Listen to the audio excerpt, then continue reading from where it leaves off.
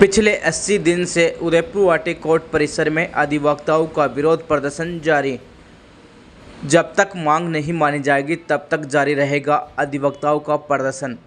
झुंझुनू जिले के उदयपुर वाटी उपखंड कोर्ट परिसर में पिछले 80 दिन से अधिवक्ताओं का विरोध प्रदर्शन लगातार जारी है।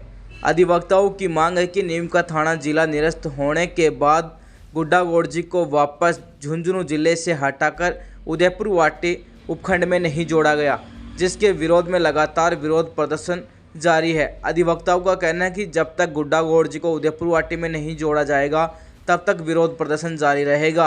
इसी दौरान अधिवक्ता पिछले 80 दिन से विरोध प्रदर्शन कर रहे हैं, जहां भाजपा सरकार के उप मुख्यमंत्री प्रेमचंद बैरवा सहित भाजपा के कई पदाधिकारी व पूर्व विधायक व सरकार के मंत्रियों ने भी अधिवक्ताओं की मांगों को जायज ठहराते हुए जल्द आश्वासन करते हुए समस्या का समाधान करने का आश्वासन दिया था, लेकिन अभी तक अधिवक्ताओं की मांग पूरी नहीं हुई, जिसके चलते उदयपुर वाटी कोर्ट परिसर में अधिवक्ताओं का पिछले 80 दिन से विरोध प्रदर्शन जारी है। झुंझुनू जिले के लिए उदयपुर वाटी से विकास कुमार की रिपोर्ट।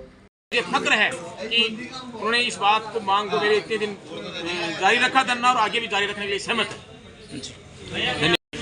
फिर हम दिसंबर में ये हमारे इलेक्शन आ गए, जनवरी में हमने ये निर्णय किया कि अब ये हमारी सरकार ने अति कर दी, हमारी नहीं सुनाई। हमने अनशन का सहारा लिया सरकार के चेताने के लिए कि हमारी मांग है उसको अब चेते।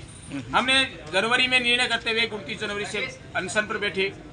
अनशन हमारा सरकार ने यह कह के तुड़वाया था कि आपका जल्दी मांग पूरी कर दी जाएगी। हमारे धरना स्थल को पर भाजपा के प्रदेश उपाध्यक्ष मुकेश जी दादी साहब यहाँ पधारे, महिला मोर्चे की उपाध्यक्ष यहाँ पधारी, हमारे राजस्थान सरकार के उप मुख्यमंत्री प्रेमचंद जी बैरवा साहब हमारे धरने पर आए और उन्होंने ये आश्वासन दिया कि मेरे क्षेत्र में भी ये ऐसी प्रक्रिया हुई थी, मैंने इसको तुरंत करवा लिया, आपकी बात ही मैं तुरंत सही करवाऊंगा चाहते ही। परंतु उसके बाद भी काफी समय निकल गया, हमारी कोई सुनाई नहीं।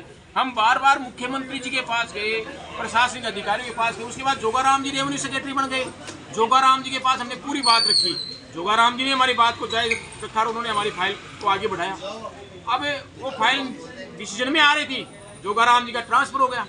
अब नए रेवेन्यू अधिकारी आ गए, टी रविकांत जी आ गए रेवेन्यू, उनसे बात हुई, उन्होंने भी सारे कागज देखे, उन्होंने हमें ये बताया कि यार ये हुआ क्यों नहीं, किस कारण से वजह से हुआ।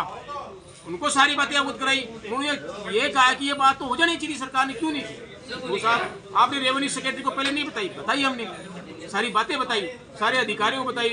अब मामला कल मुख्यमंत्री तक मामला चला गया, हमारी मांगे नहीं मानी जा रही और हमारी कोई सुनाई नहीं की जा रही। सरकार हमारी जाती है तो हमारी बात को उत्साह से सुनती है और उत्साह से हमारी बात का समर्थन करती है कि जल्दी आपका काम करें, परंतु फिर भी हमारा काम हो नहीं रहा। कोई कारण तो है कि जैसे नहीं हो रहा। हमने सभी हमारे जो स्थानीय जनप्रतिनिधि थे, जैसे पूर्व जनप्रतिनिधि सुखवंत चौधरी हैं, उनसे हमने निवेदन किया कि हमारी जो जायज मांग है उसको आप मनवाएं। उन्होंने भी आश्वासन दिया था। जवाहर सिंह जी बेगम साहब गृह मंत्री जी भी आए थे बीच में, उन्होंने भी आश्वासन दिया था कि हम इस बात को आपको मानेंगे, सही है, जल्दी हो जाएगी, मैं जाते ही ये बात को करूंगा। परंतु डिसीजन कोई हो रहा कि एक विद्यमान वर्ग जो एक जनता की मांग को लेके आज न्यायालय परिसर में अपनी मांग के लिए संघर्ष कर रहा है, आज यहाँ 78 दिन से लगातार बैठा हुआ है, भूख हड़ताल में बैठे हुए, कर्मिक अनशन चल रहा है, अपने घर छोड़ रखे हैं। मैं बार बार सरकार को ये बातें चेताने के लिए हर संभव प्रयास के बाहर का अध्यक्ष होने के नाते, परंतु क्यों नहीं हो रहा है, ये कारण सरकार की बातें मुझे समझ आई। हमारे सामने अलग बात करते हैं, पीछे से अलग बात होती है। मेरा सरकार से निवेदन है, सरकार से पर विश्वास है कि हमारी शायद जायज मांग है, उनको कोई समय नहीं मिला होगा, वो हमारी बात जरूर मानेंगे और हमारा ये धरना है जो ससम्मान इसको हमारी मांग मानते हुए इसको यहाँ से हमारे को ये तोहफा देगी सरकार कि आपकी बात जायज है और ये हमने स्वीकार कर ली है।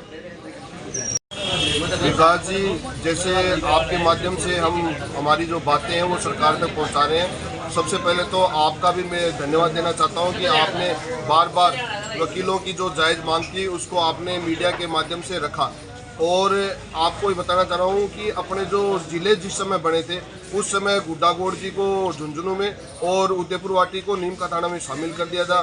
सरकार ने पूरी स्थिति बहाल करने का आदेश दे दिया, लेकिन उसके बावजूद भी हम सरकार के सभी प्रतिनिधियों से मिले हैं और जहाँ तक मेरे को लग रहा है कि सरकार भी कुछ सकारात्मक नज़र आ रही है और जल्दी ये हो सकता है कि उदयपुर वाटी क्षेत्र की जनता को खुशखबरी मिल सके।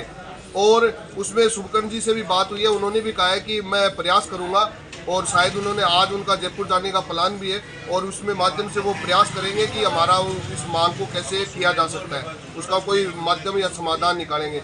और मैं तो हमारे जो बार के जितने भी सदस्य हैं उन्होंने लगभग हमें 3 महीने होने वाले हैं और उन्होंने पूर्ण हमें समर्थन दिया और सपोर्ट किया, जिससे हम इस लड़ाई को मजबूती से लड़ रहे हैं और हमारी लड़ाई जब तक जारी रहेगी जब तक हमारा आंदोलन सफल नहीं होगा।